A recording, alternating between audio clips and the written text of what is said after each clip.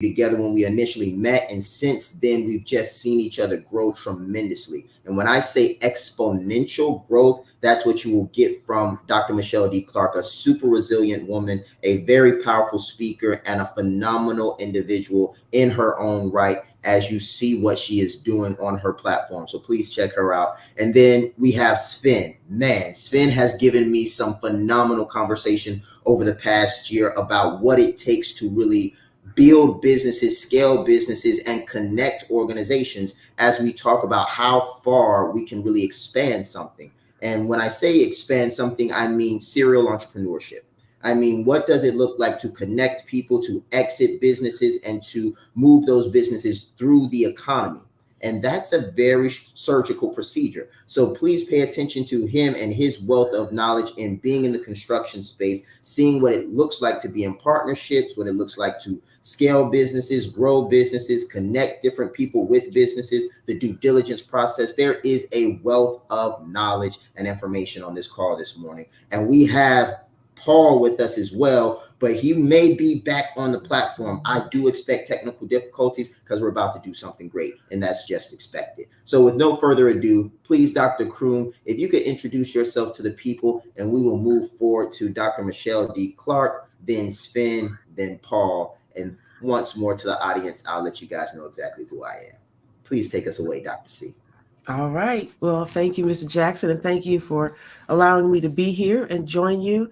Everyone, my name is Dr. Chinera Kroom, and I am a retired Army veterinarian who served in the Veterinary Corps, and I continue to serve my country by, in this past 20 years since I have been out of the military, as a holistic veterinary expert. This is what I love. This is what I love to do. I love to help animals and, in essence, help people. So, what I do is I provide convenient video veterinary appointments here in Michigan, as well as access to my line of high quality pet supplements. In addition to those pet services and products, I've also created a unique and exciting mentorship program for future veterinarians. This is, my passion project here. Been working on it for several years, and it allows pre-veterinary interns to work for me directly and receive mentorship to help them, bulk up their resume. So it can be difficult for them to find um, access to opportunities in their cities. And so the virtual aspect allows them to work directly with a decorated Army officer who worked in the military, as well as several other specialties of veterinary medicine. So I'm really, really excited to be here. This program allows me to just pour into the next generation of veterinarians, which is super important these days. So glad to be here with you. Wow. Thank you, Dr. Kroom. Dr. Michelle D. Clark. Yes, good day, everybody. And thank you so much, Mr. Jackson, for having me on this Wealth Symposium Day 3 executive panel. So very happy and grateful to be here today and to be in front of you all, the audience members. So my name is Dr. Michelle D. Clark, and I am the CEO and founder of Lift After Breast Cancer, which Lift stands for Living Inspired, Free, and Transformed. And, just to get to know me a little bit, I'm really just a small town girl with big time dreams who God has definitely shown his grace and his mercy, and he has saved me from some life threatening things.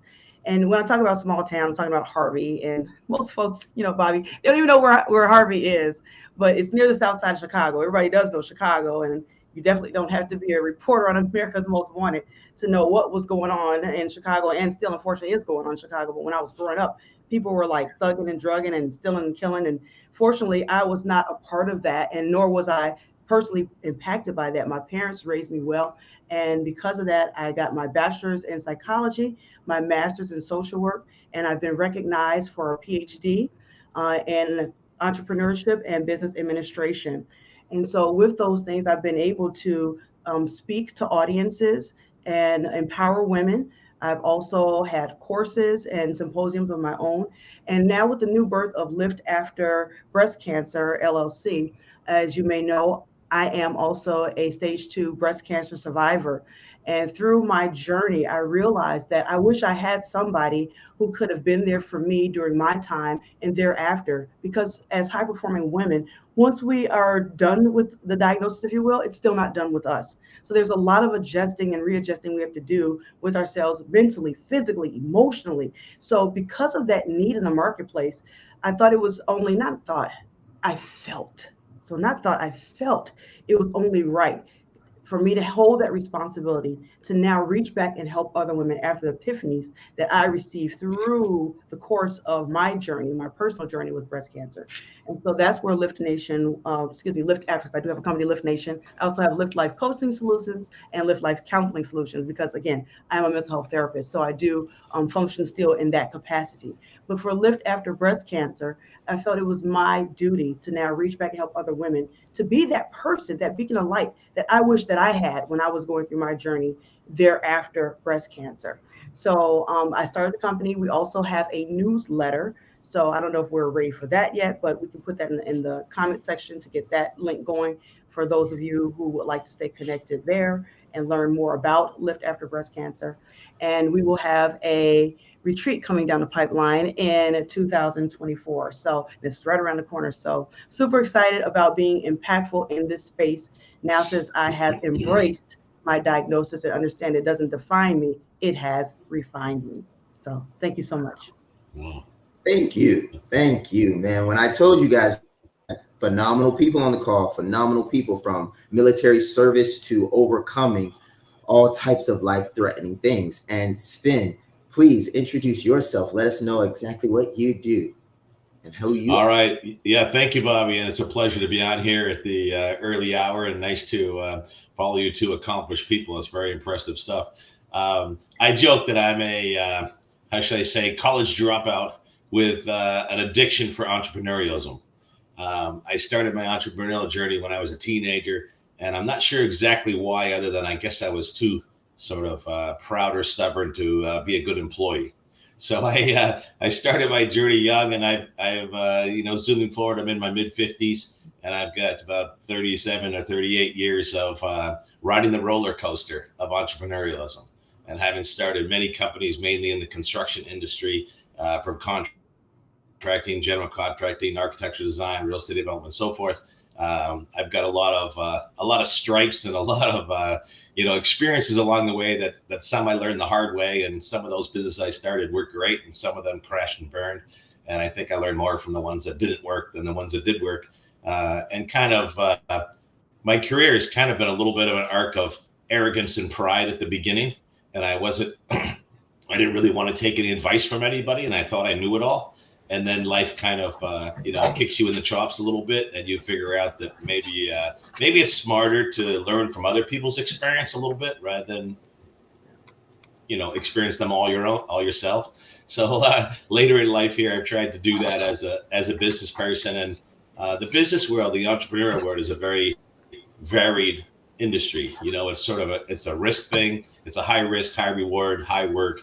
And you got to be all in. You can't put your toe in and expect to succeed. You got to jump in the deep end, you sink or swim, and you got to put your heart into it. So it's been quite a journey. And right now I'm actually at the stage of my life where rather than go start another company, I'm into the business of buying companies. And there's a whole raft, a big industry of baby boomers that are retiring right now. So have bought one company. I'm actually in the process of buying a couple more, and actually trying to help other people buy also. That's another role I'm in, trying to help other people succeed in the entrepreneurial world. And that's been a real fun way to kind of give back to people that are just as crazy as me, I guess. So it's been a fun journey, looking forward to helping a lot of other people jump into the world and be successful in the entrepreneurial business also.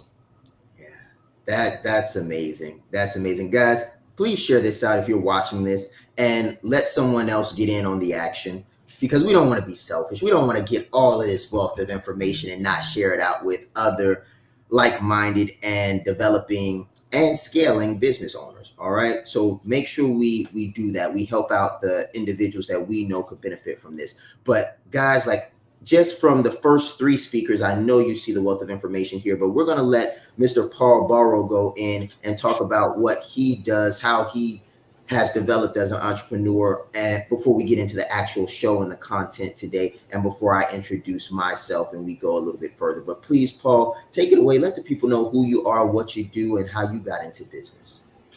Yeah, so can y'all can hear me because I was having some technical difficulties. Yes, sir. You're coming through clear on my end. All right, perfect. Yeah, so my name is Paul Barrow. I graduated from the Art Institute of Washington for advertising and marketing. And the reason I got into the business was because I wanted to help business owners with their messaging and with their branding. But what I came to realize was that a lot of business owners, they needed more help with their systems and processes. So I had to make a couple of adjustments in my business in order to provide them with better solutions. Because what I was coming across was a lot of businesses, they go out of business pretty fast. So they needed better, like it didn't matter how good the logo looked or how good the website looked or how good the promotion looked. If they didn't have a good back end system with the right processes and systems, then they would go out of business pretty quickly. So, I made a couple of adjustments and I decided to start a software company. So it helps them manage their customers. It helps them manage all their marketing in one place so they can have better results. So, that's where I'm kind of at right now at the moment. I'm just focusing on just helping businesses scale to the next level in order for them to be more competitive in the industry. Wow, man.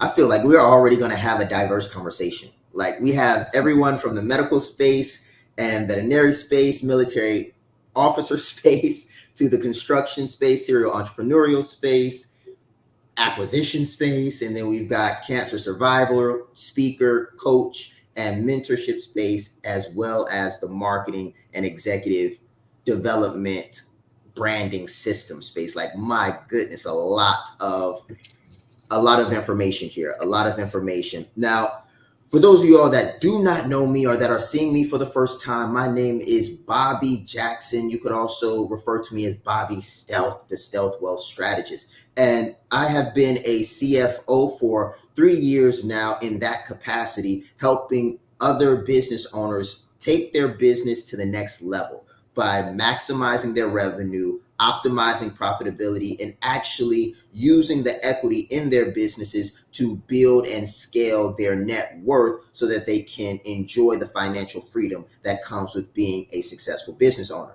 And what we're doing today, ladies and gentlemen, is for you. This is your platform. So do not be afraid to ask questions in the comment section, to put flames and all types of things in the chat to let us know what's connecting with you, because I think we're going to do this again throughout 2024. And the better we get at providing you this type of value, the better we will get at structuring these for you. So again, we're about to dive right into it. No particular order. We can kind of just jump out at these questions. But the first question that I have for the panel is, as a leader, executive, and business owner, how have you grown? And in 2023, what were some of those defining moments or learning moments that you really changed you as a business owner this year?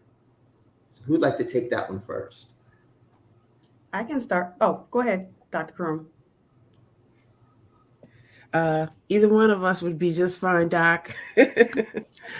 I'll just go quickly. I have just a little nugget to throw out there as far as 2023. How I really expanded and grew was through the procurement and growth of my team here at Steadfast International. Being a veterinary company, you got to really have those core values laid out. That's what I would say is necessary in order to really get that team going. Now, if you're an entrepreneur, you already know it's usually you doing everything when you first start. You do the marketing, you're creating ads, you're going live, you're doing the actual services, and then at one point you're like, okay, I've got to start delegating. And that's really what happened strongly for Steadfast International in 2023. I led with my core values, which are compassion, humble leadership, and integrity. And this is how I was able to discern those people that would really work well on my team. Everybody doesn't work well with animals or the people that love them.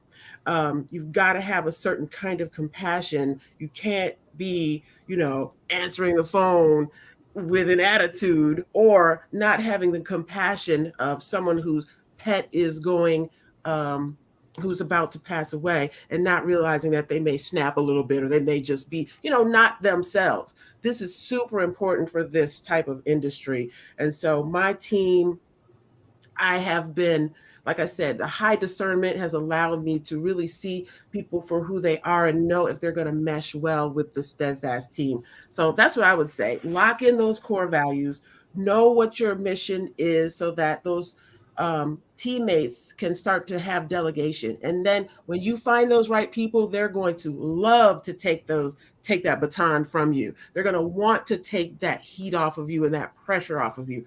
A new person that I've added to my team recently, Miss Kayla, she routinely lets me know, hey, Doc, you don't need to be doing that. Like, let me do that. Let me take that off your plate. That is one of the best feelings in the world as a CEO. So my advice is to get those core values together and build that team. Wow. Wow. And before I pass this question to the next speaker, and I think just to keep it flowing, I will make an order. So I'll do Dr. C, Dr. Michelle, Sven, Paul, and me. And in between speakers, I'll just bring it together. I'll just connect it, but that'll be a good rotation for us. But as a connecting piece, as we go to Dr. Michelle, guys, these are normal people just like you, just like me. And that's what I think is so phenomenal about this. Like, none of us are sitting in the Burj Khalifa somewhere. None of us are on the beach right now with Mai Tai glasses. We could be, but we're not. We're in our offices and we're up early in the morning and we're talking about the development in our businesses. So again, if you're at that stage in your business where you're scaling, growing, and you don't know why things aren't scaling for you, take a look at your team. Take a look at your team. Dr. Michelle D. Clark. Yep. So, Bobby, one of the things that I think resonated and I learned the most this year was more actually about myself and the breast cancer journey. As I stated in my opening, that I lived after breast cancer actually just in October. So little over 2 months ago, on October 10th, was when I lived after breast cancer. And what happened is I was able to pause in my pain. So I had a surgery that was scheduled on March 23rd of this year, another part of my breast reconstruction surgery, which for those of us who've had a mastectomy, we have a choice as to whether or not we want to reconstruct or not. That was always my choice from the beginning. But there were several delays because I had other critical illnesses that I had to tend to in the past. And then, of course, COVID hit in 2019. And thereafter, we were able to schedule the next surgery. Well, that surgery was on March 23rd, but it never happened. It was a non-surgery, is kind of what I call it now. And during that non-surgery, I actually was in the room for surgery. I had my cap and gown on, so no, not the cap and gown to graduate as far as from school, but to graduate on the other side of surgery. Well, never graduated because on that same day, my surgery was canceled. They stated that I did not pass one of the health requirements, and they told me I had to leave. And it was very devastating to me, Bobby. I didn't know really what to do other than, of course, collect my things and leave. Rescheduled the surgery for May 11th. Didn't happen because unfortunately 10 days prior to the surgery, I came down with COVID, caught it from my kids. So yeah, I know, right? It's like, what? So I really had to do some introspection. And so as a business owner, and even just as, just Michelle D. Clark, so take the doctor off, take the entrepreneurship off, but as a person, as a mom, it was just like, okay, what is really going on? I had to find out, why was Murphy's Law playing out in my life in live stereo, right? And what I realized when I was able to pause in that pain, because again, as high performing women, as high performing entrepreneurs, we're running all over the place. We're doing a lot of different things. I know Dr. Kroom talked about how she even has somebody on her staff who's like, hey, Dr. Kroom, you don't need to be doing that. Well, we do, because we're doers. But what it helped me to do, as far as the surgeries being removed, was it gave me an opportunity to pause in my pain, not get stuck in it, but pause in the pain so I could figure out the purpose and then start running with passion. And that's exactly what happened, is that I was able to do some introspection, of myself, of my life. What is it that I need? What is it that others may need? And then that's how Lift After Breast Cancer was birthed. Again, as I stated in the opening, I wanted to be that beacon of light for other women who are going through the similar type of circumstances, that after you've had breast cancer, after you've recovered from breast cancer, now what? And this is the now what. We literally have to, not only if we choose to reconstruct our bodies, we now have to reconstruct our life, a new norm. And so those are the epiphanies that I gained throughout the process of 2023. 2023, I almost it should have been like 2020, not in the sense of COVID, but in a sense of getting a new vision, right? So 2023 helped me with that new vision and prioritize my life, prioritize what's important in my life. And also now, how can I structure that to help others?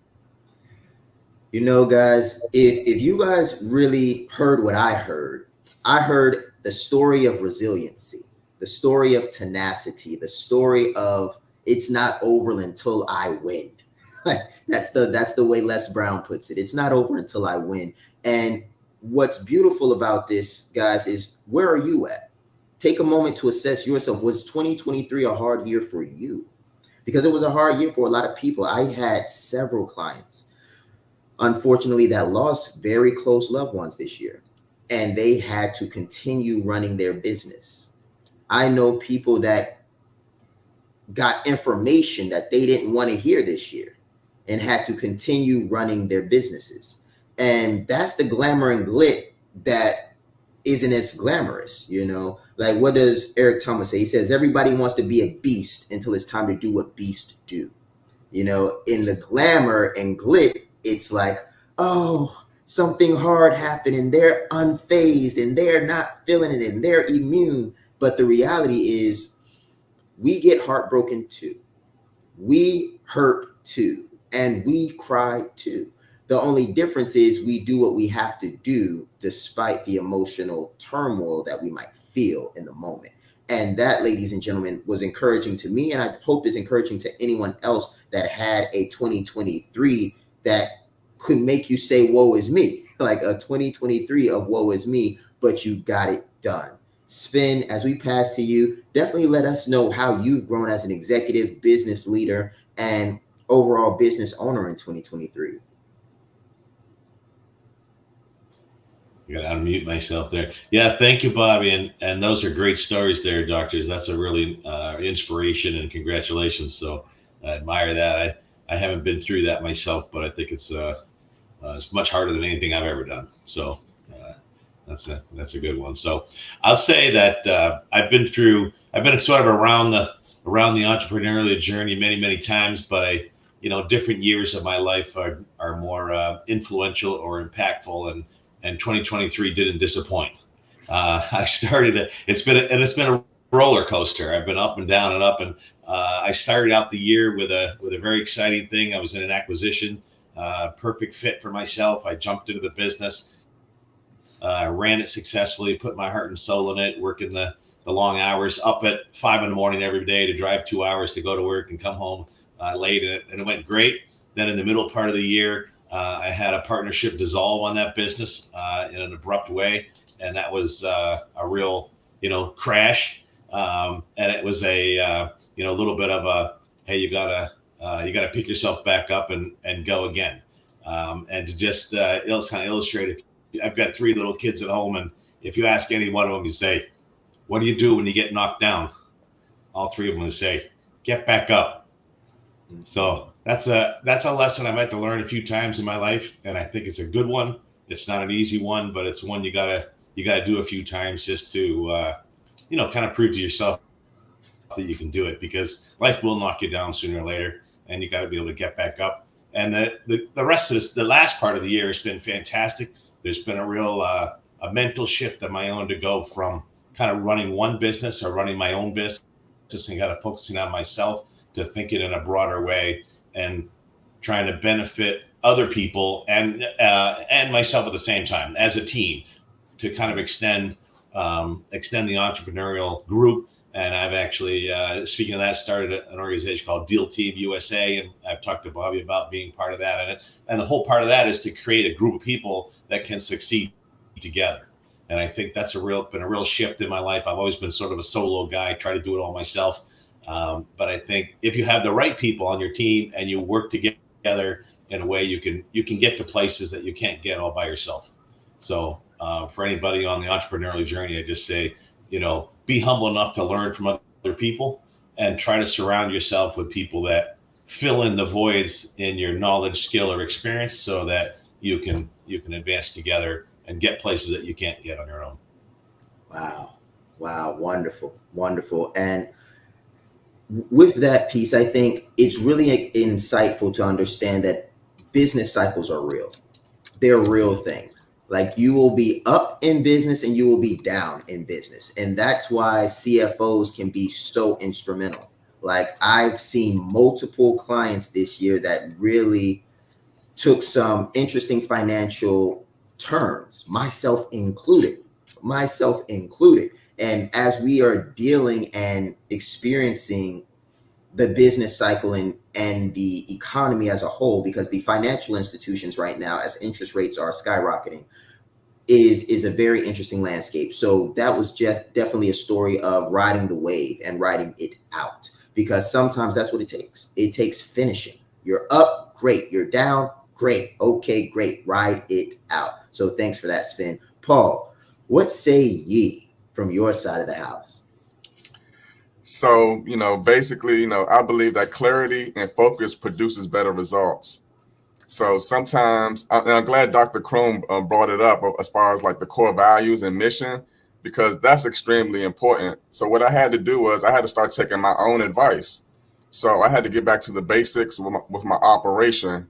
So what I did was I had to get more clear on my vision, my mission, and my core values. Because if you're bringing new people into your organization, you need to have a clear vision and mission and core values, because if you don't, it makes it difficult for people to understand your direction and your purpose and where you're going with the organization. So I like to tell all of my clients that, and it's sometimes like these are, clients that's making good money, but sometimes they get confused and their team doesn't understand what the vision is. So they get lost in the business.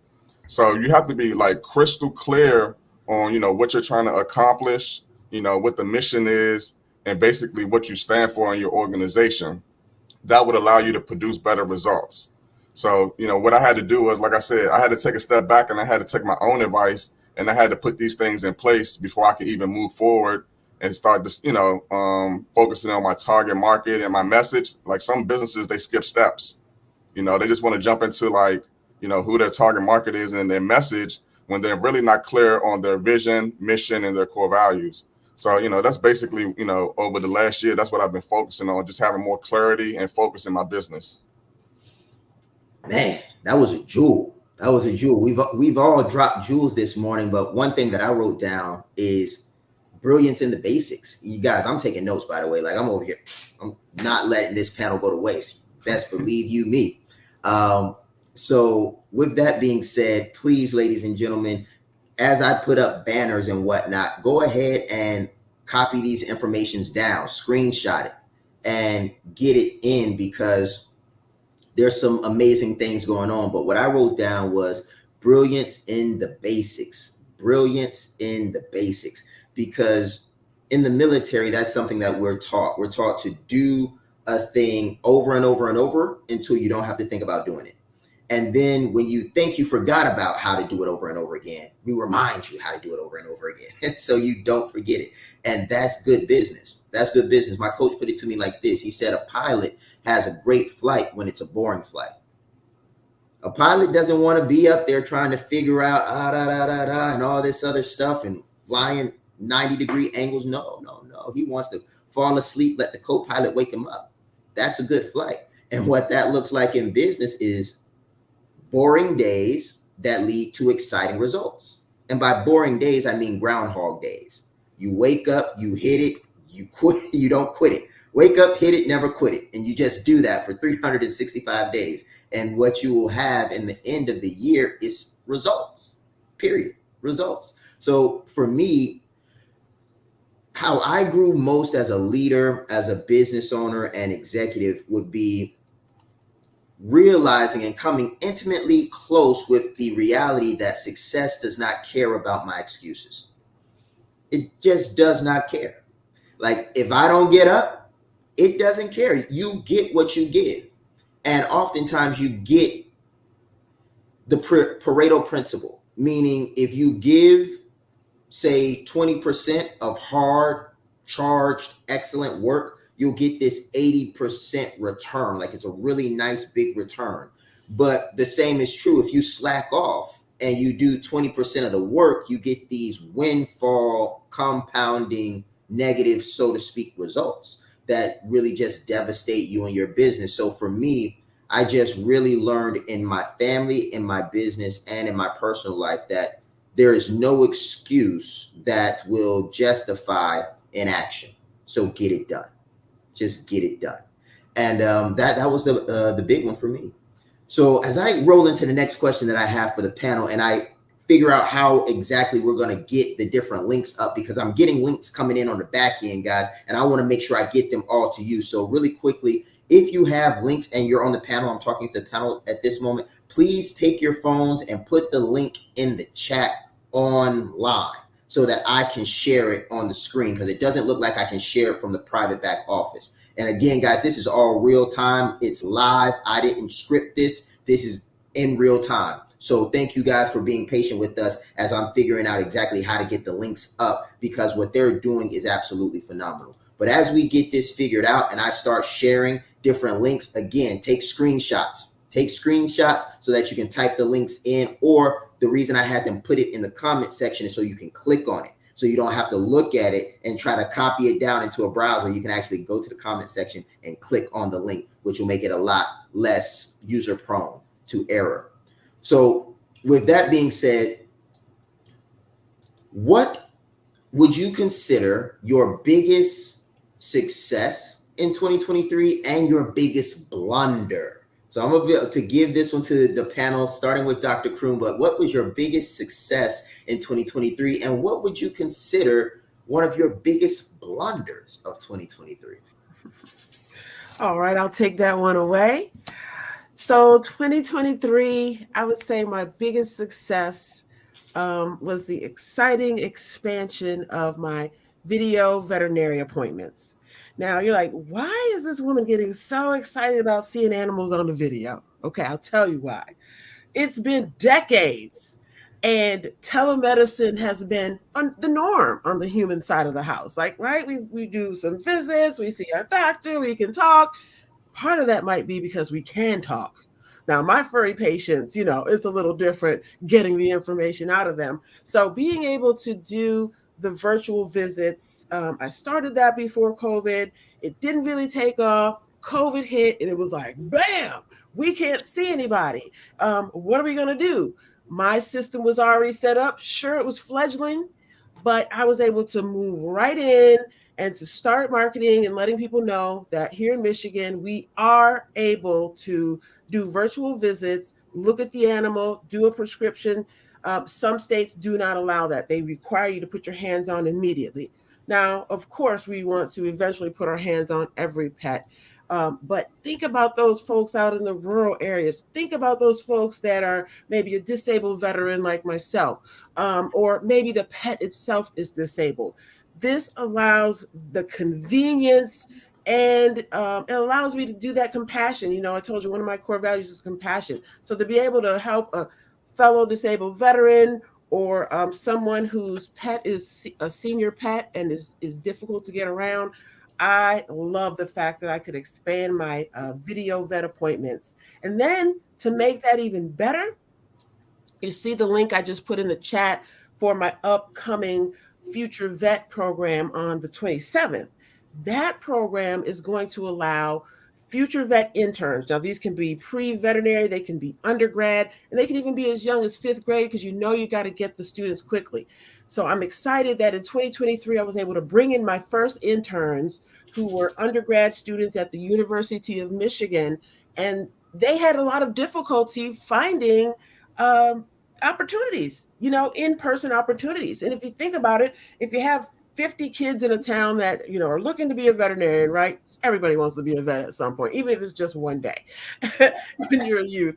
And then all the vet clinics, they just can't accommodate all of that. So I definitely was hearing from, especially some of my young African-American female pre-veterinary students were like, we just can't find anything. So this allows me to take students that are in different cities, in different states, and eventually other countries to receive that mentorship, join me on actual of video appointments with clients and patients. So that's what I'm excited about for 2023, and that's going to just go amazing in 2024. Now, on the other side of the house, biggest blunder, I'll make it quick.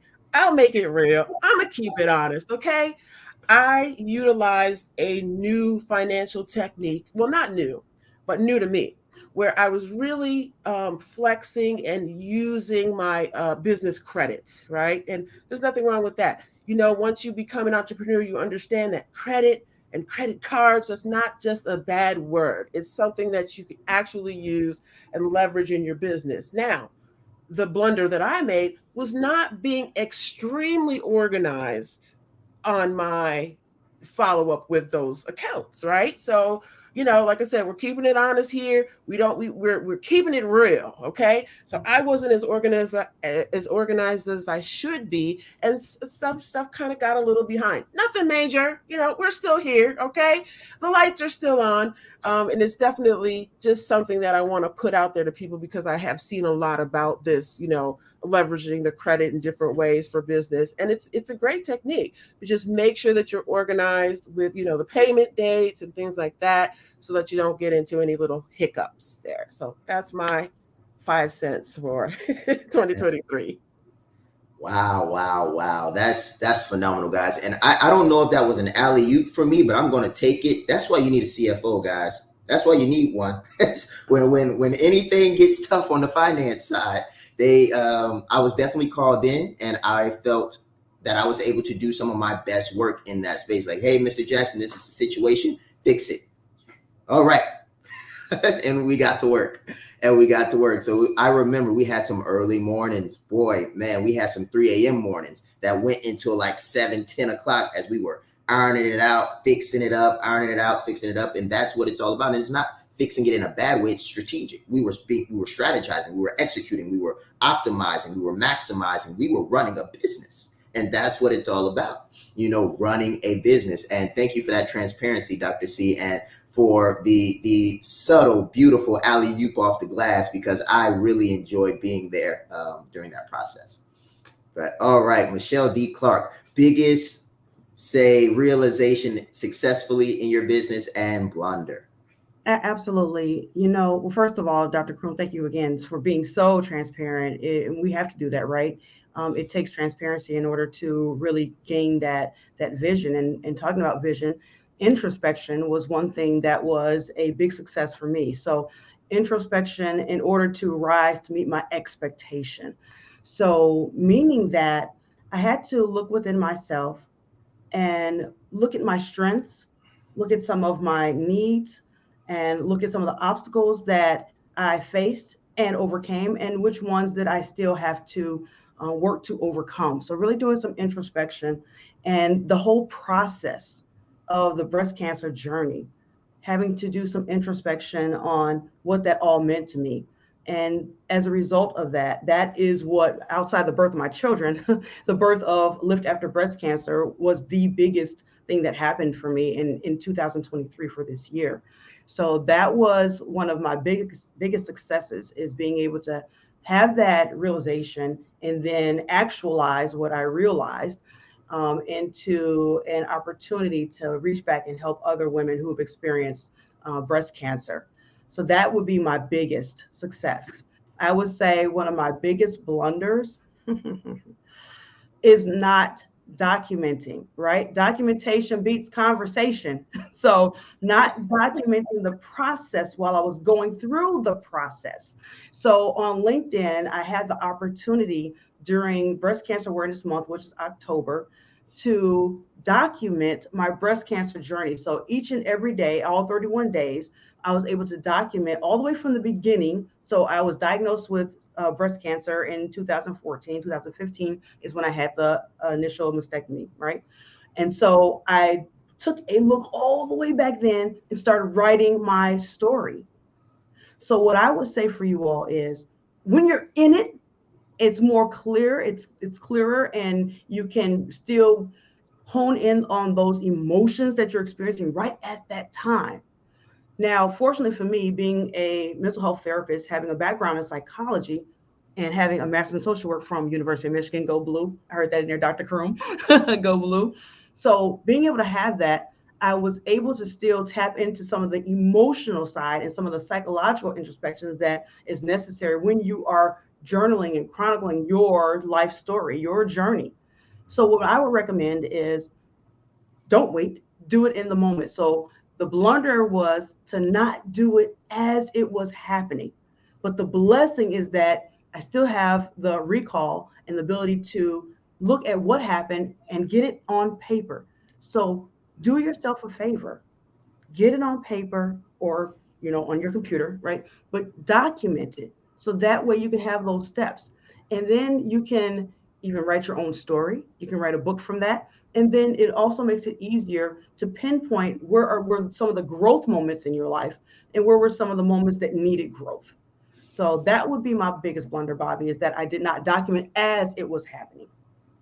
Wow. Wow. And I'd like to add some insight here as we're getting more and more comfortable, guys. We're about 40 minutes in, and we've still got a nice, good 45 minutes of just great conversation to have. But one thing that I'd like to just put out there for the speakers as I'm starting to feel the dynamic is please feel free to talk to the audience. I've been feeling that more and more that you guys have been talking to the audience. So I just want to encourage it. Like they're listening for you. They're listening for you to tell them what you think they could be doing better or should be doing in respect to what you've done. No one, I don't think, is per se looking for criticism, but they are looking for direct insight. So please don't hold back as you're sharing your perspective. Let them know how they might be able to implement it in their own lives, because I do know that some people might not be where you're at just yet. They might, if they're not at the Michelle D. Clark space, they may be dealing with a defining moment that could be refining them. So please share with them what that refinement process can look like, and vice versa for every speaker here. And what I would say as I took notes on what Michelle was saying was, when you don't document things, you repeat them. It's almost like you did it once and you could have had it done and not had to do it again. You can systematize it like Paul might recommend. But if you don't document it, you don't have anything to systematize, and you might find yourself reworking things that you've already done, guys. And business is just like anything else. It's a time game. The more time you have doing things well, the better compounding results you get. The more time you spend starting over, the less compounding results you get. So it's really, really important to systematize and document. So thank you for that, Michelle. Sven, biggest success, biggest blunder.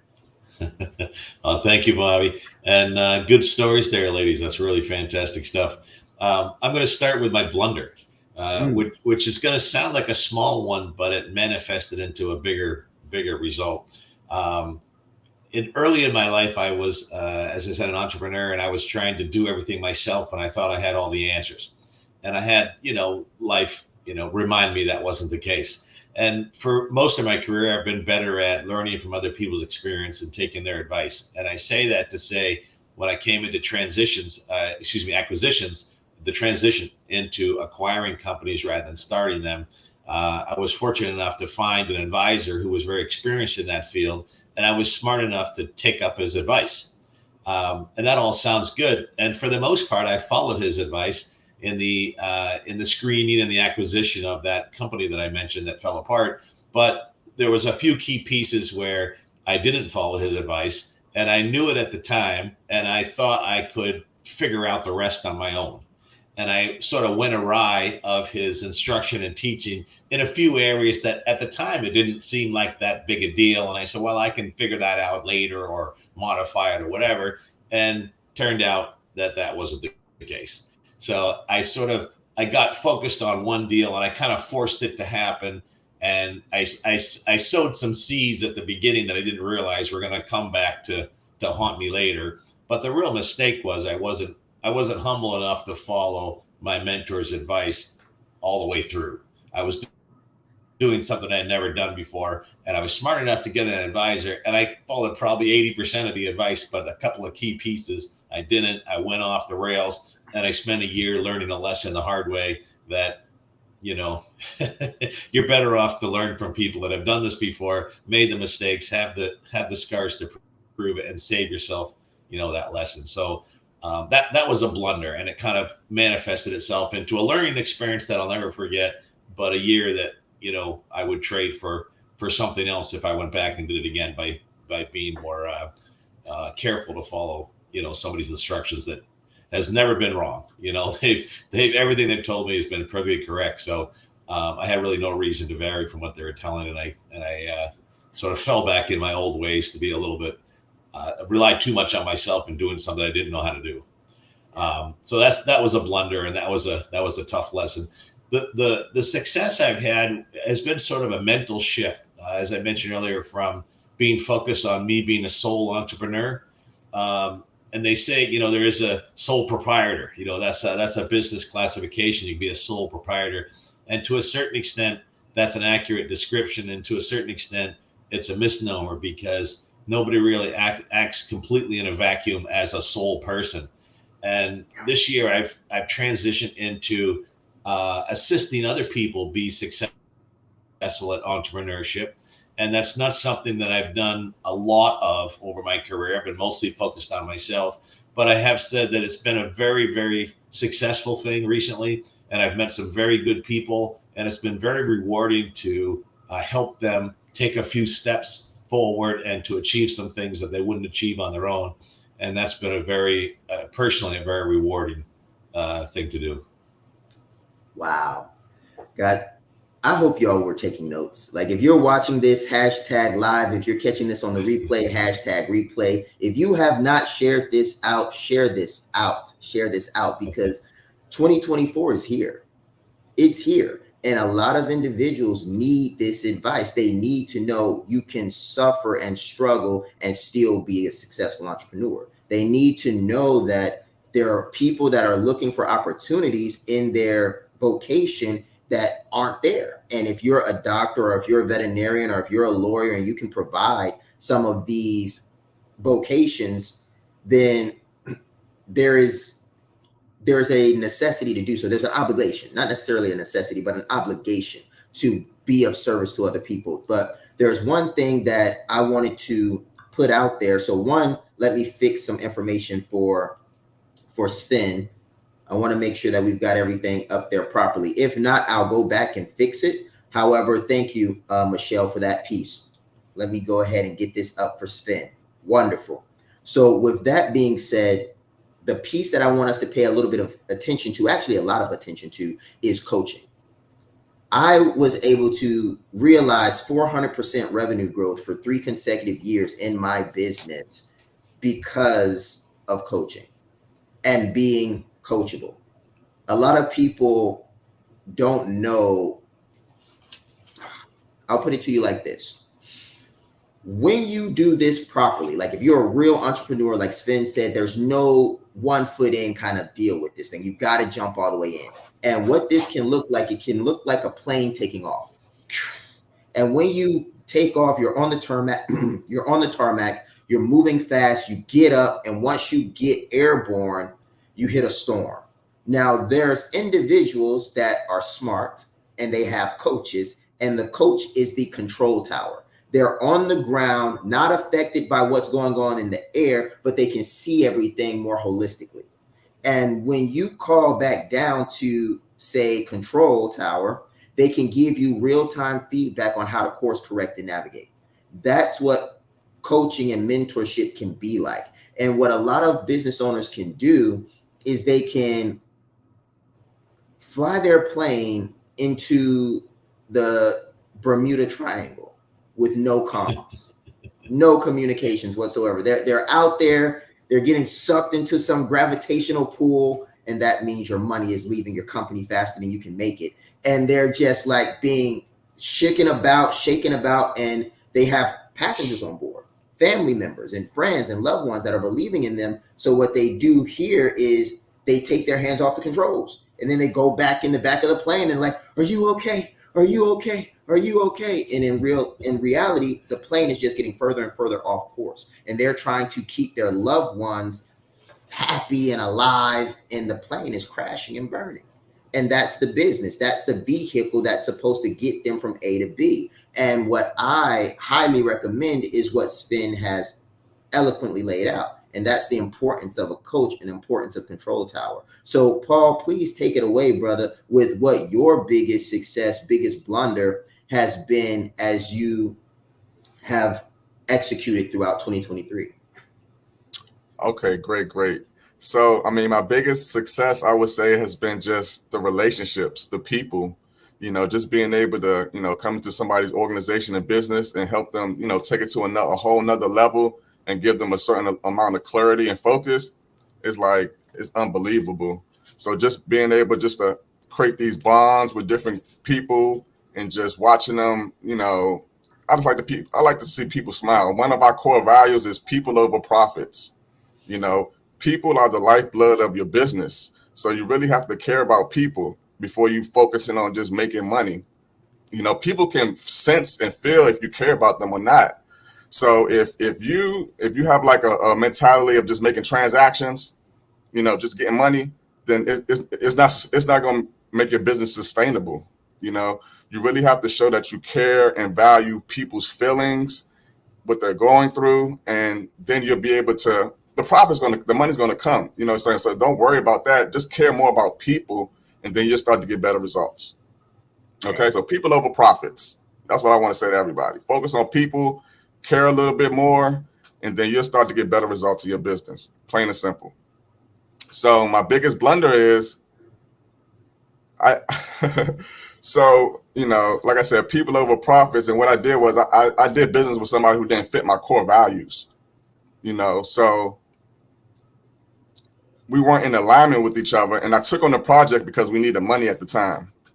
And like I said, I had to work with this person for 90 days. It was very stressful. All money is not good money. I'm going to say that to you. All money is not good money. You need to be working with people who fit your core values, who, you guys have the same ethics and values. Because if not, you're going to find yourself in these stressful situations that is not really beneficial to you or the other person. I mean, we got through the project successfully, but it was just an uphill battle through the whole process. So, my recommendation is before you, take money from anybody, make sure they fit your core values, so you don't find yourself in positions where, it's like a pull, we all pulling back from each other. You understand what I'm saying? It's a stressful situation. So I would just say that just focusing on just people who, fit your ethics and your values. Wow. Guys, that there have been gems dropped all morning. So please have your pen, share this out. That's all you're going to hear from me pretty much is share this out, because you want to be what my coach calls Prometheus, the bringer of the flame. He says that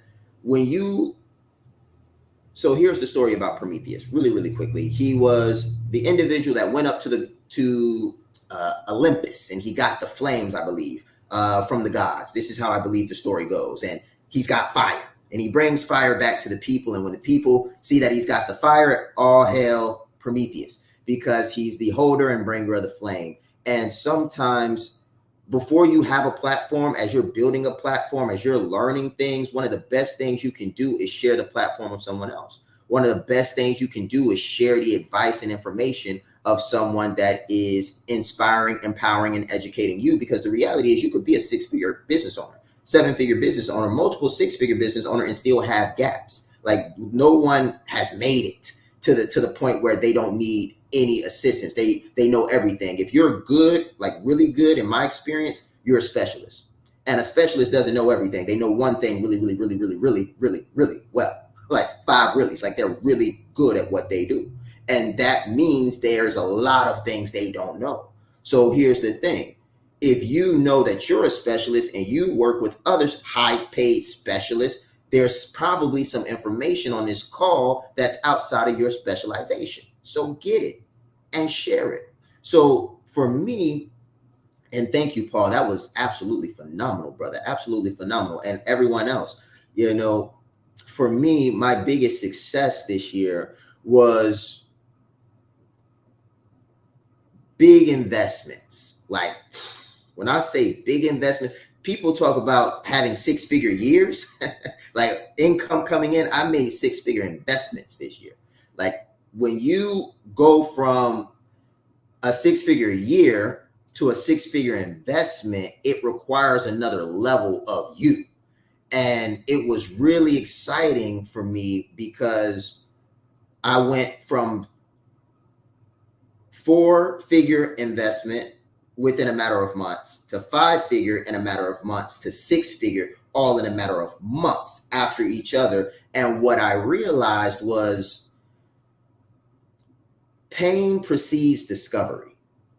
So what I realized this year was the more pressure, the more pain, the more adversity I could face in a small period of time, the more I would discover about myself. And a lot of us find ourselves stuck at a stage because we stop paying the price to grow. There's a price to growth. And if you don't pay the price, you don't get the growth. And for me, I think that was one of our biggest successes this year. And I put a lot of pressure on my team. Like pressure rolls downhill for anyone that doesn't know that. When the pressure is coming from the top, it rolls downhill. So as the invoices are coming in and I'm missing payroll at times and the wife is looking at me like, this is getting cut off if you don't make this payment on time. The mortgage company is calling me like, Mr. Jackson, things okay over there? Things all right? I'm like, mind your business. I'm building a business over here. But and the reality, guys, is it was really interesting. Like you can have money coming into the business, but you've got to put more on yourself than you have the money to pay for if you're going to extract more out of yourself than you have current competencies and say command over.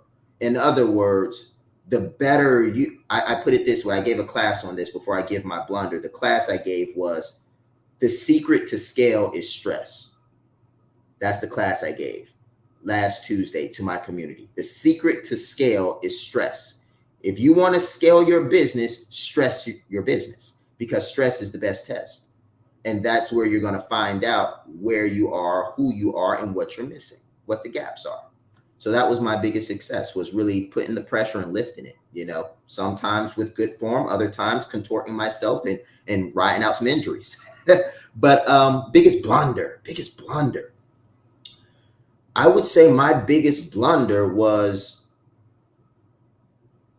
an inability to execute all the things I knew I should do that I could do, right? So I might have did 80% of the things I knew I should do and that I was fully capable of doing.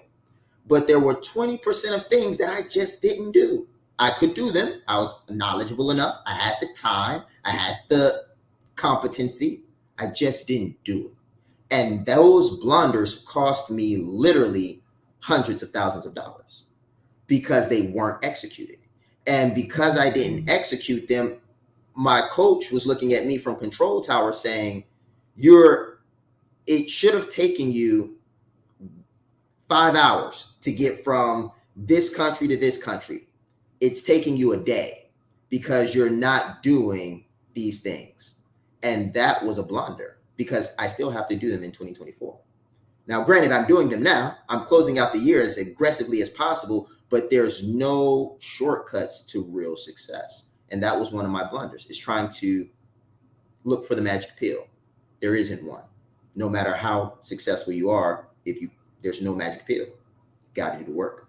So next question, guys. Next question is, what is your growth potential in 2024 and how do you plan to realize this growth? So a little bit of context before I turn this to Dr. C. We all have growth potential in our businesses, but charting a course to getting there and then arriving is a completely different story. So I'd love to hear some of the new opportunities, some of the things that you're planning to roll out in the new year, and what it's going to take in order to be successful, so that the audience can see that there's real work that goes into creating real success and real progress.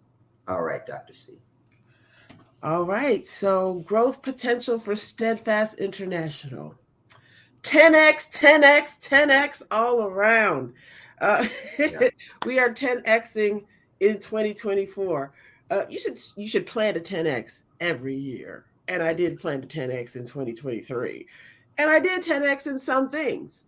But in 2024, what's really going to get me there is the acquisition of a piece of land. That's what I think is going to. Now, don't get me wrong. Hear this. I am a mobile veterinarian. I move around in a vehicle and I go to people's homes in addition to doing my virtual visits. I love it. I've been a veterinarian for over 20 years. I do not want a veterinary clinic where I have to be there every day. Now, granted, of course, you can own a business and you don't have to be the veterinarian working there. You know, we all know that. But still, there's a lot of pressure for us veterinarians to provide everything for everybody. Just trust me on that one, okay? So I've been very content not to have a place where people can come. They'll ask me from time to time, well, is there a place I can come? Is there, can I just cut off a little fee and I'll come meet you? No, no. This is why I have all my hair yet today. This is why its hair's not fully gray, you know, because I do give myself that barrier. I don't feel that pressure. I don't allow that pressure to, you know, guilt me into doing things that I don't want to do. So we've got 10x all around for Steadfast International.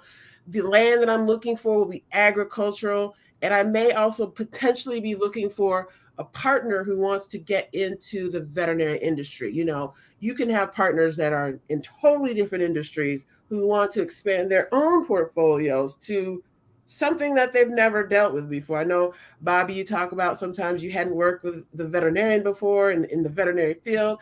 And I know you've been learning. You've 10x your veterinary education in 2023 and 2022. So the land is what I'm looking to do.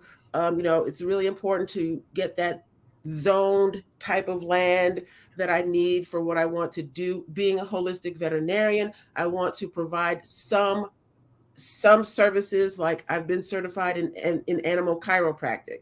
So that's something that I want to be able to do here at this holistic veterinary center. I also plan to give back to the community again by allowing other pet professionals in my community have a place where they can come and lease space. It can be difficult sometimes for pet businesses. You know, if you're a groomer, you may not be able to lease a place in a human medical facility, right? Like hair flying and people are worried about animals. Like, it's a different industry. So I want to be that mentor in the community to provide that. So I need that space. Looking in the Southwest Michigan area for a place where I can have the students come in, learn, have a call center for the virtuals. And I'm super excited about being able to 10x Steadfast International in 2024. Wow, guys, that's super exciting. I remember working on some deals with Dr. C on that this year, and it was interesting. I'm in there, I'm calling what are they called? They're not landlords, they're like property owners. So I'm calling property owners and I'm learning about the different zoning codes and things that you can do, and I'm masterminding ways we can do seller financing to get the property. It's a super exciting experience when you're figuring out how to scale. So as you guys listen to this and you're just seeing the different things, the biggest thing I want you all to pay attention to are the backgrounds and the faces. Very, very natural human people. You can do what we're doing. If you're not, and if you are doing what we're doing, keep on going. You have a platform here that will support you. Reach out to these people. They put their names in there. Like, I don't think any of them would be opposed to you reaching out if you had a question or if you had support or if you were that person looking to expand your portfolio. Like, hey, this is what I'm trying to do.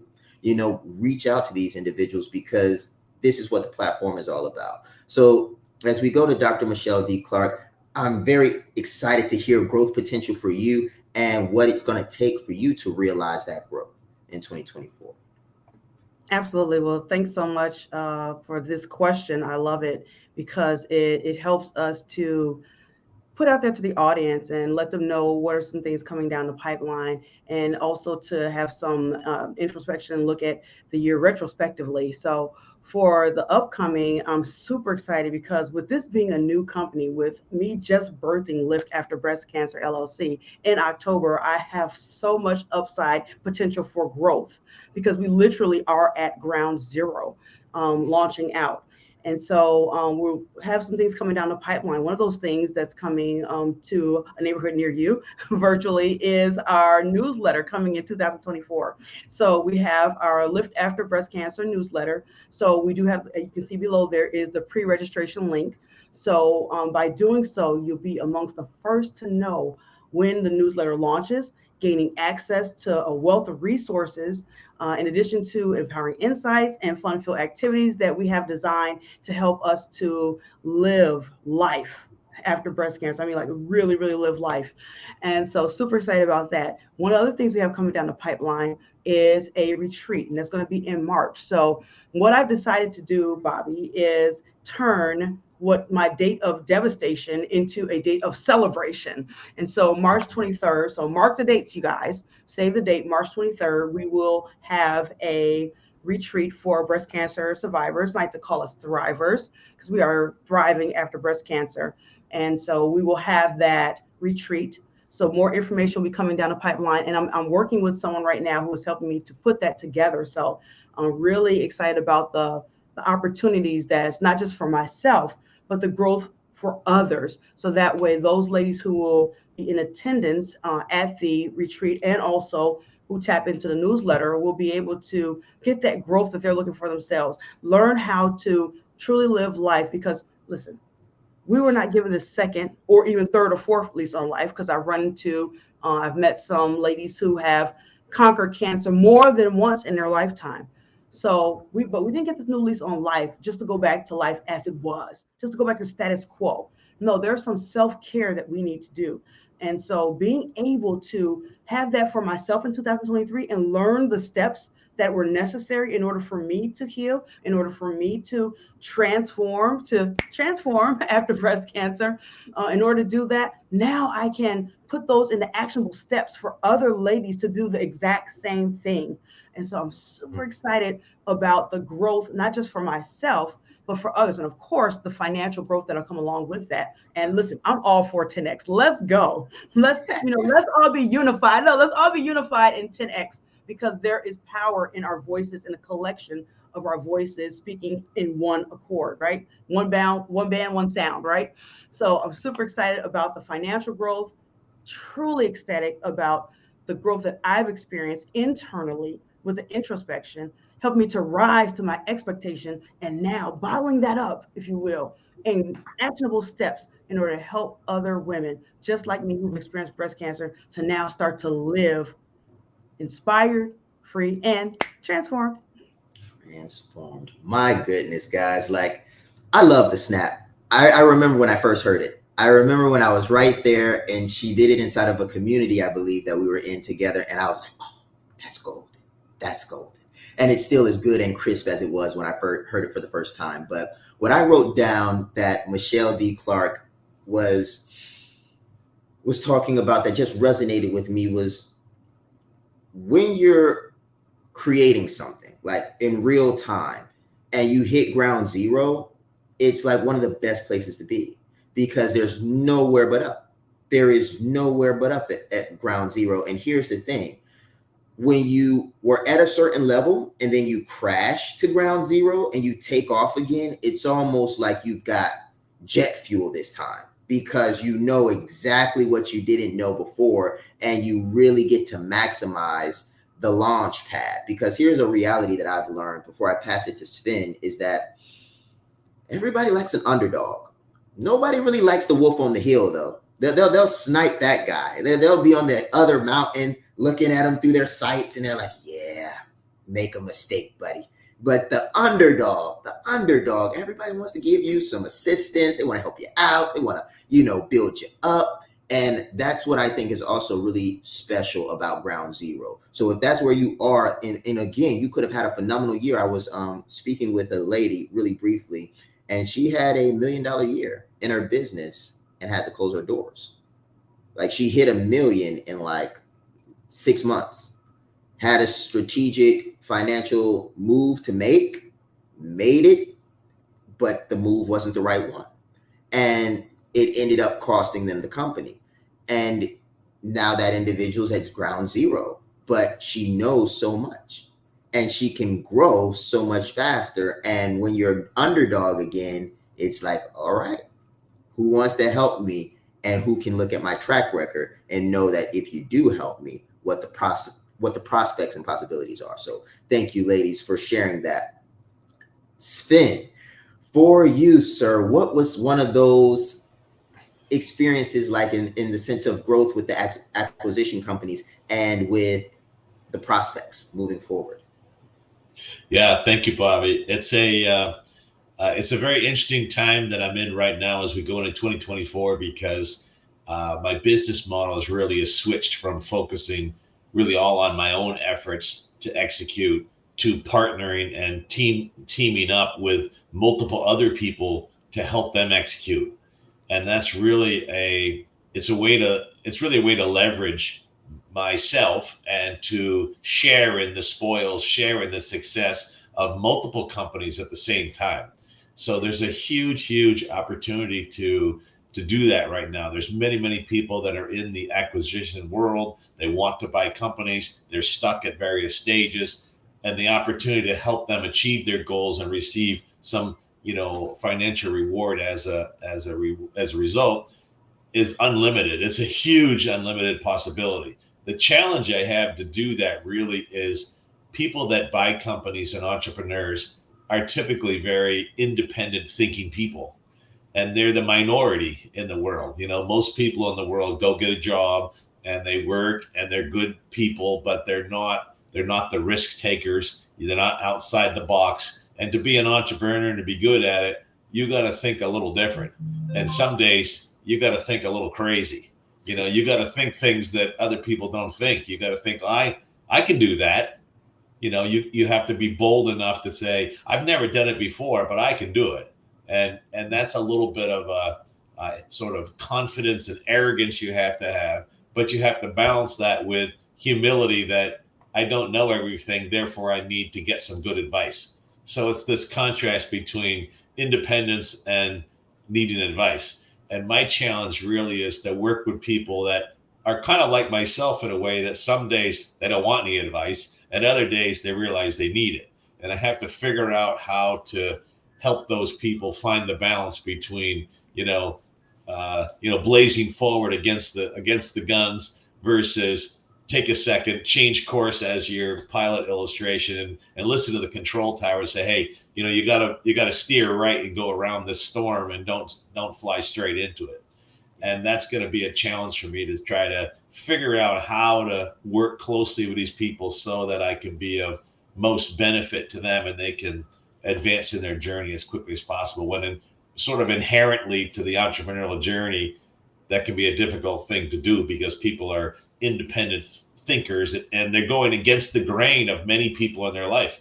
Many people say, hey, don't take the risk. Don't do that. That's do you know what could happen? And I have those people in my close family that are the naysayers. And my whole life I said, yeah, I understand that, but I'm going to do it anyway.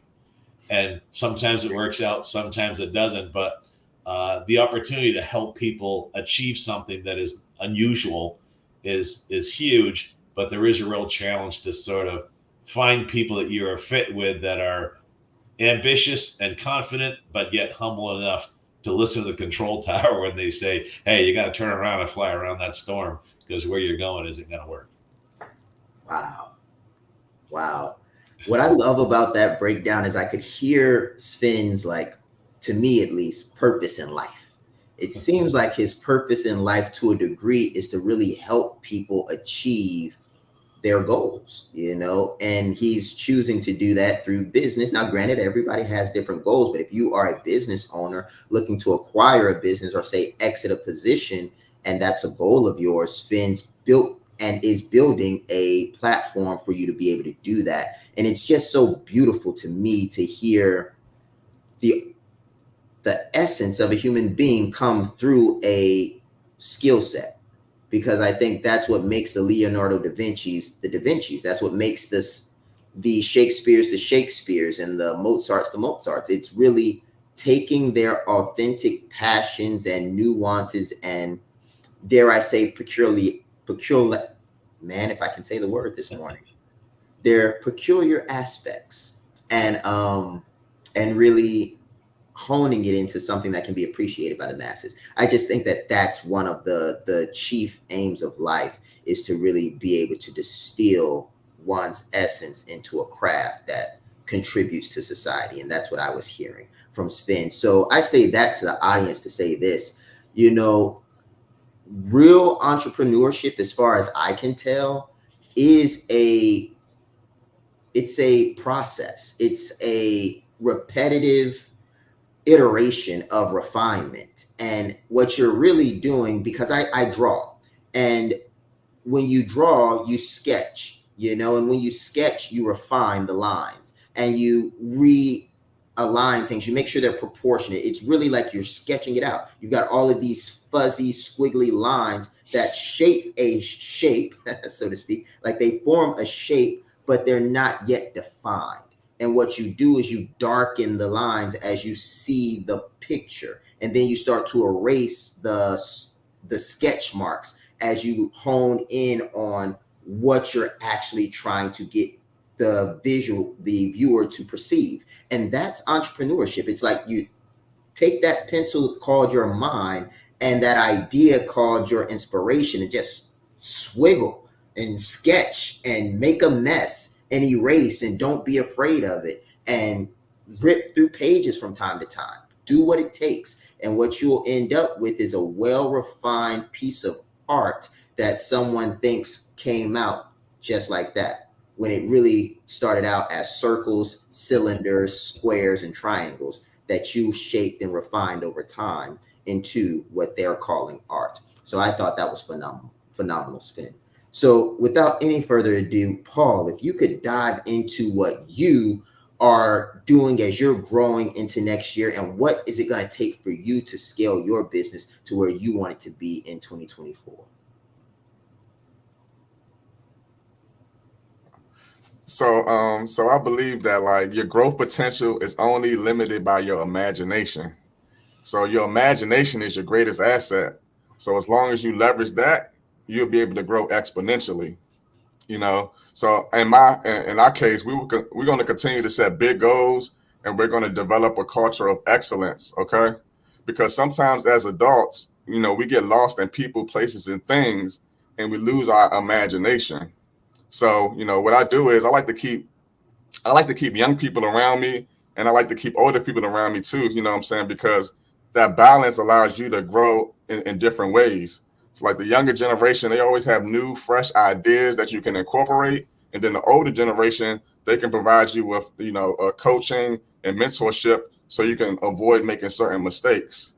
So basically, I encourage everybody just to try to tap back into that childlike spirit and start using their imaginations a little bit more, because that's the only thing that's really limiting you from getting to where you want to get to.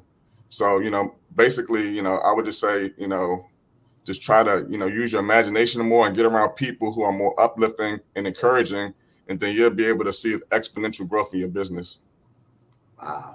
Wow. What I love about Paul is he is really a master of simplicity. He takes these things, he condenses them, and he gives it to us in this very succinct way, which I think is something to appreciate. So if you guys heard what I heard excellence.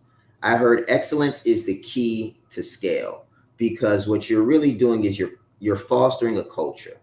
And he was saying a lot, I think, in a few words. And what I received was that if you do this right and you take excellence as the standard, what you will find is that excellence will attack and erode mediocrity.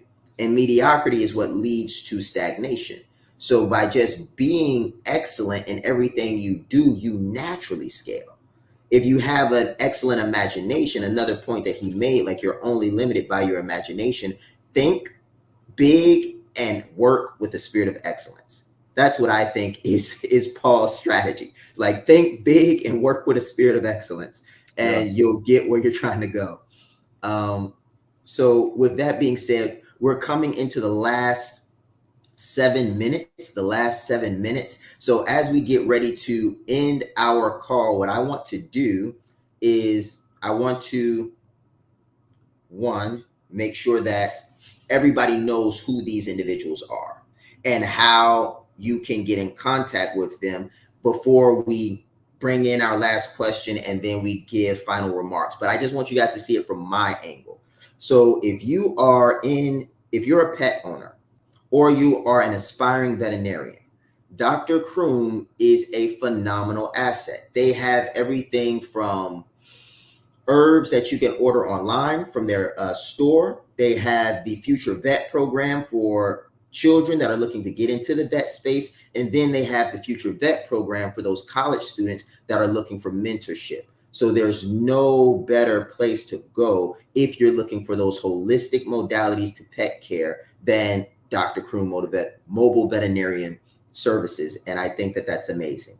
With Dr. Michelle D. Clark, ladies and gentlemen, if you are a cancer survivor, especially, and this is just my take, but I'm sure she might help men too, but if you are a female breast cancer survivor, I think that her journey and her story is one that'll help you reclaim your crown glory. As our coach puts it, he says your origin story is your crown glory, and there's no way you can go through something as life-changing as cancer and not have it alter your origin story. And if you're trying to figure out how to turn that origin story into a crown of glory and live, thrive, and strive for greater heights and excellence as a cancer survivor and thriver, there's no one better than Dr. Michelle D. Clark, especially if you're looking for that coaching piece and that mental health piece. I'm sure she's probably not trying to do that, but I think it's going to be baked in because it's her master's. It's her occupation. I think the retreats that she's going to put together may just be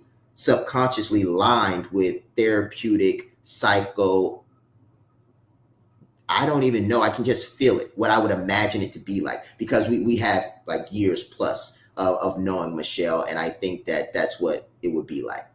For Sven, man, I've loved every conversation that I've had with Sven, and he's a very practical and down-to-earth individual. And what I like about Sven is that if your goal is to not make mistakes, in the sense that mistakes that could be avoided, talk to him about it, especially if you're trying to acquire a company, especially if you're in a partnership that looks like it's potentially dissolving, especially if you've started businesses and you're looking to start another business, because that's the hype these days, is serial entrepreneurship, but not in the old text. The old way, when people would say serial entrepreneurship, they would mean multiple businesses over the course of an entrepreneur's life. Serial entrepreneurship today means multiple businesses at a time.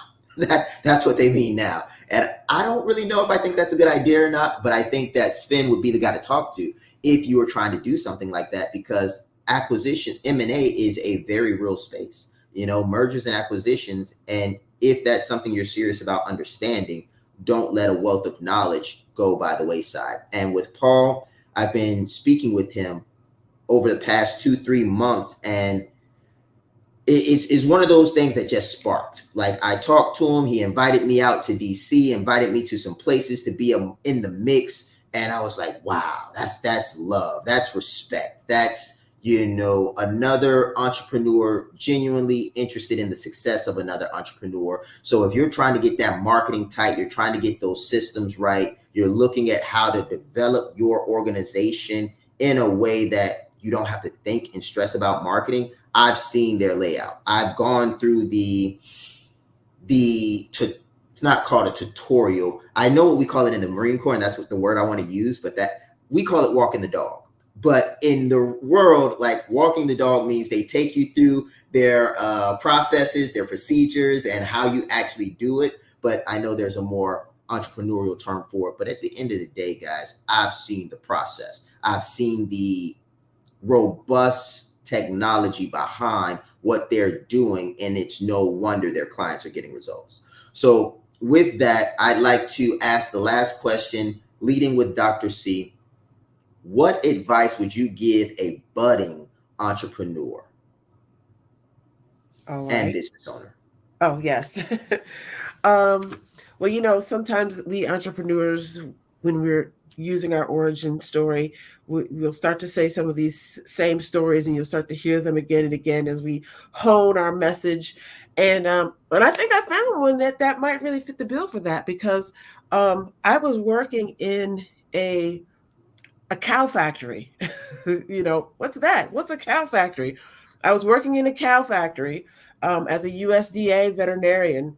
And it was one where I was a humane handling veterinarian, making sure that the animals that were coming in to give their lives for food were being humanely cared for. It was in a barn.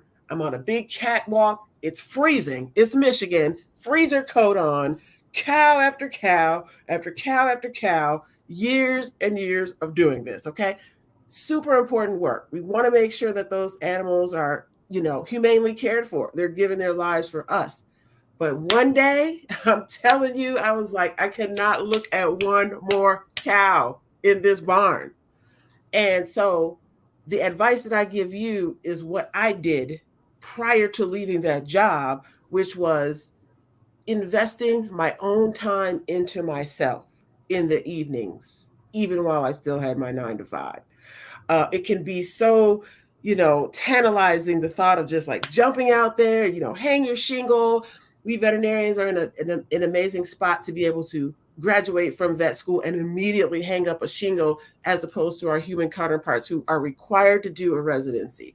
But a lot of times we vets do residencies as well. But we can hang that shingle out. And I was ready to hang out that shingle, but you've got to do your due diligence and give yourself that time. Investing in yourself is not always financial. Time is our most valuable asset. Invest that time in the evenings. You will thank yourself for it later. Yeah. Wow. Thank you. And because we're slightly over time, I'm not going to be following each speaker too much with this one, because I do want to honor their time. They got up extremely early to be here and do mic checks. So with no further ado, I'm going to roll right to Sven. What would be your advice, Sven, or excuse me, Dr. Michelle, what would be your advice for a budding entrepreneur or business owner? Yep, absolutely. The first thing I want to start with a really, really quick story, and that is there are 3 birds sitting on a wire. 2 decide to fly off. How many birds are left on the wire? Most people would say 1. That's not true. All 3 are still on the wire, because it's because you make a decision to do something doesn't mean you take action. So I would say that my piece of advice for everyone watching today is take action. Whatever your passion is, whatever you find out your purpose is. So pause, find out what your passion is, dream big, set out with determination, make that decision, and then proceed with discipline, so that way you can manifest whatever it is that your dream, that you decided to move forward and do. So that is my nugget that I would share with everybody. Have that passion, have that have that passion and purpose, and then dream big, make the decision, and then take it to the next step, proceed, and have that to manifest. So that's my nugget for everybody. Take action. Wow, 100%, 100%. Moving over to you, Sven, what would you say to that budding or developing business owner and entrepreneur? Yeah, thanks, Bobby. I guess I'm gonna give a couple of tips just quickly off. One is welcome to the club. It's an adventure, and welcome. You're one of the minority people in the world that choose to do something outside the box. And outside the box, I mean, not the normal go get a job and work it 40 years. So congratulations for being the outlier. Welcome to the club. It's going to be a journey, and it's going to be fun. So buckle up. That's one thing I say. The other thing I say, to be a little more specific, is in the world of entrepreneurship, there's a lot of different situations and there's a lot of different opportunities to add value. The first thing I think you need to do is figure out figure out your own value, figure out what you bring to the table that is of value, and then find a place to apply that value. Everybody has different situations. Some people are good at managing people, some are good at marketing, some are good at operations, some are good at finance, some are good at all different things. Figure out what you're good at and then find a place to apply it where you can get paid for it. And that's if you misapply yourself in entrepreneurship, the ship is going to go down. It's not going to be a good fit. So find out, start with yourself, find out what you're passionate about, what you want to do, what you're good at, what value you bring to the table, and then find a good place to apply that value. And then I would say, similar to using financial leverage, you should use intelligence leverage. And the translation is leverage your skill with an advisor or with somebody in the tower that can guide you around the storms. If you do that, you're going to save yourself a lot of time, energy, and heartache. You're welcome to not do it, but you're going to learn some lessons the hard way, which is fine. It's okay. All of us do it from time to time, but you'll get where you're going more. You're more likely to get there in one piece and faster and more profitable if you have somebody in the control tower to give you a few navigational tips. Wow. Thank you so much for that, Spin, because it's really important. It's really important. And as we move over to Paul to be one of the last speakers before I close us out with my particular advice as well, Paul, please take us away. What would that advice be to the budding business owner or entrepreneur?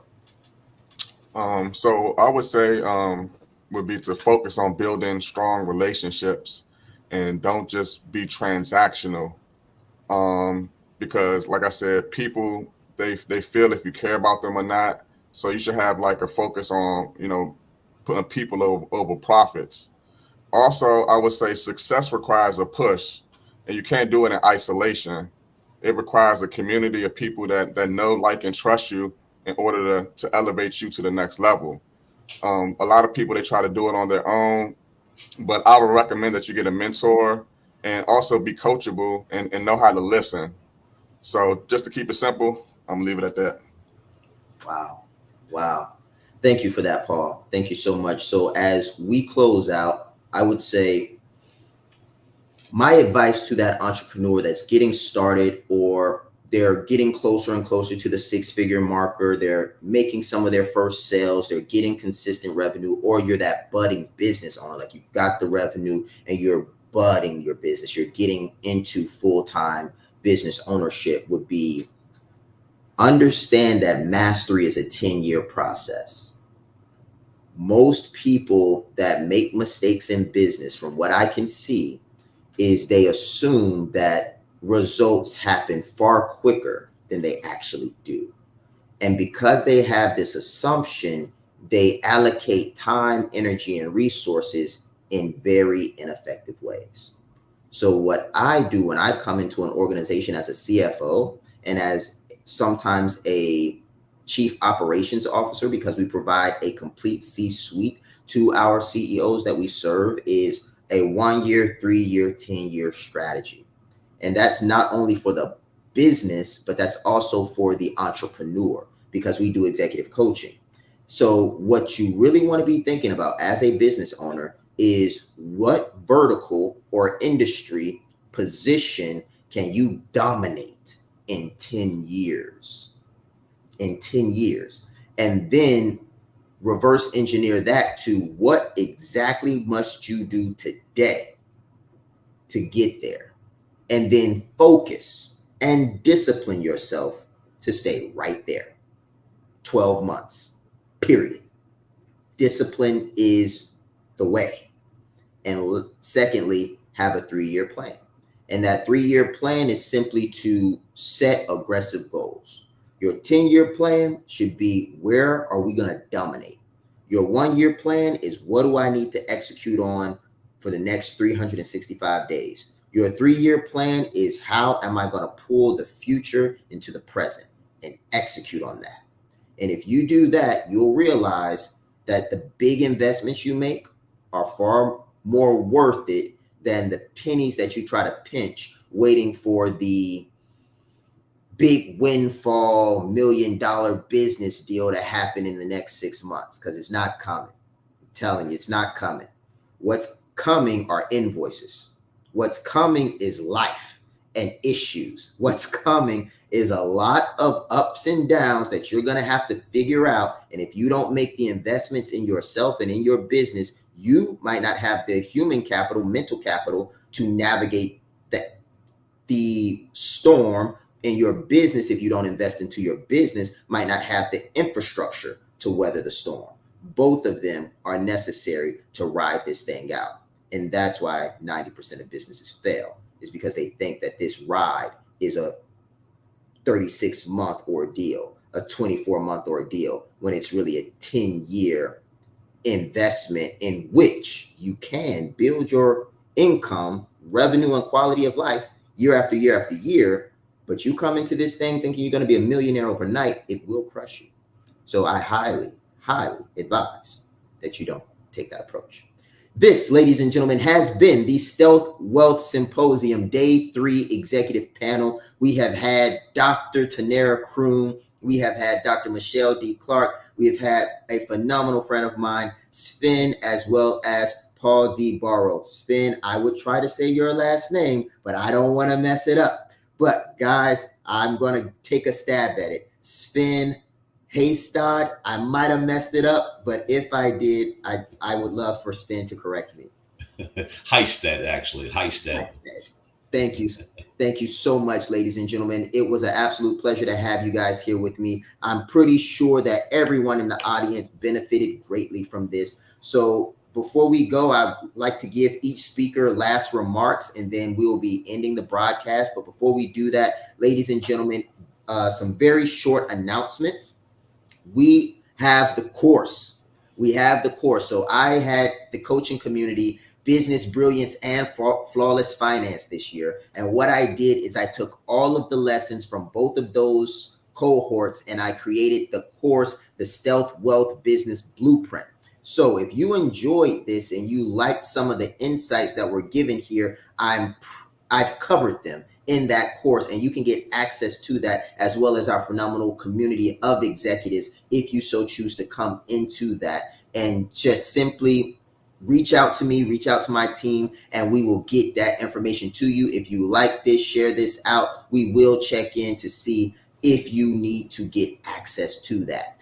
Also, we've got Stealth Wealth Executives coming next year, 2024. So the Stealth Wealth Executives program is for individuals that are serious about business and are scaling their current businesses. That program is going to be designed to show executives and entrepreneurs, business owners, how to actually turn the revenue that's coming in into profitability that sticks, into equity that is retained earnings that is then converted into a portfolio outside of the business that's then designed to grow the net worth of the business owner so that the family of that business can benefit from the benefits of that business owner's sacrifices and dedication. So ladies and gentlemen, if you're tired of making money that does not stick, if you're tired of getting the revenue in but not necessarily seeing where all of the benefits are coming from, Stealth Wealth Executives will show you, one, how to scale and leverage that business, but two, how to manage a personal portfolio so you can build your net worth.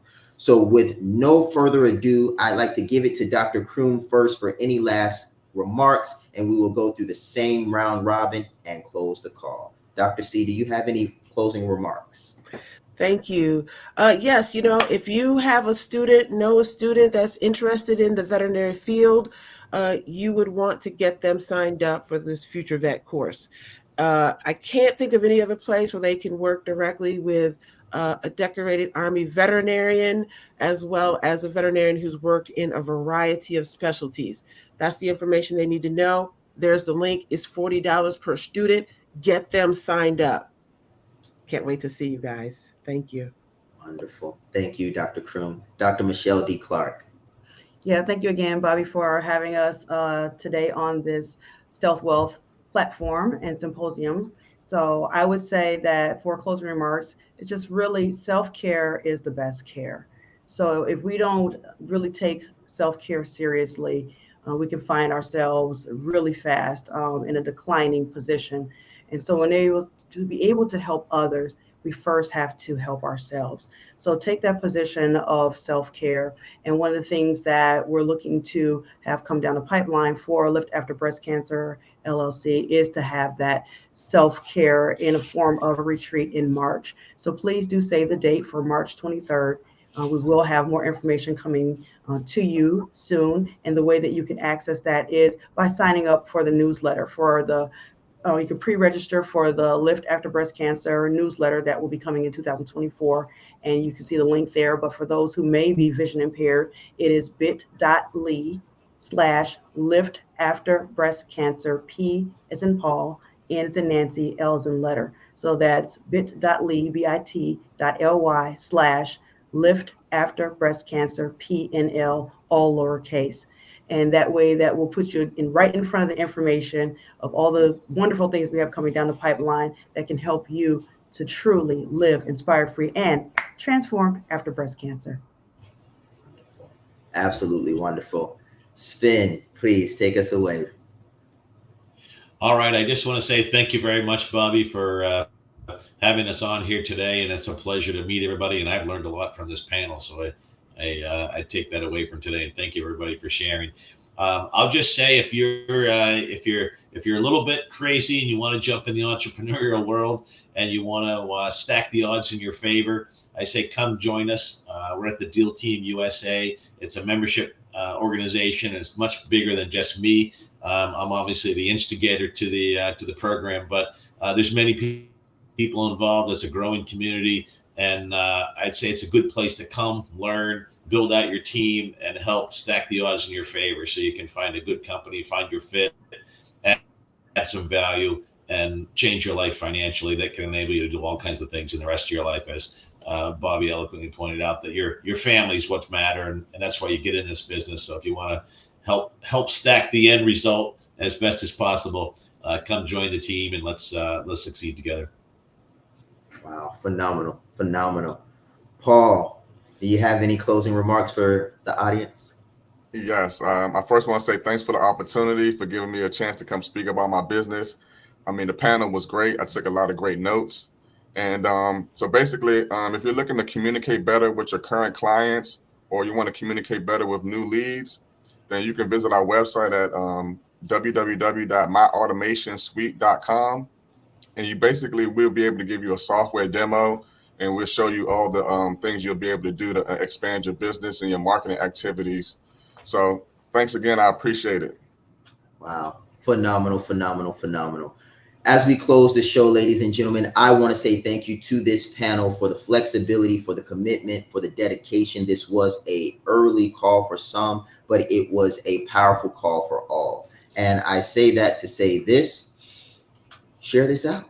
If I didn't say it enough, share this out, because there was a lot of information. There was a lot of vulnerability and a lot of insights. And the last thing we want to do is be hoarders of good information. They say, give and it shall be given unto you in the proportion as to which you give.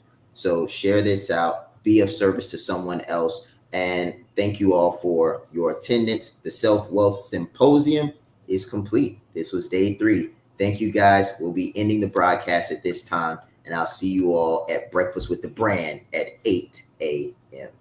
Eastern.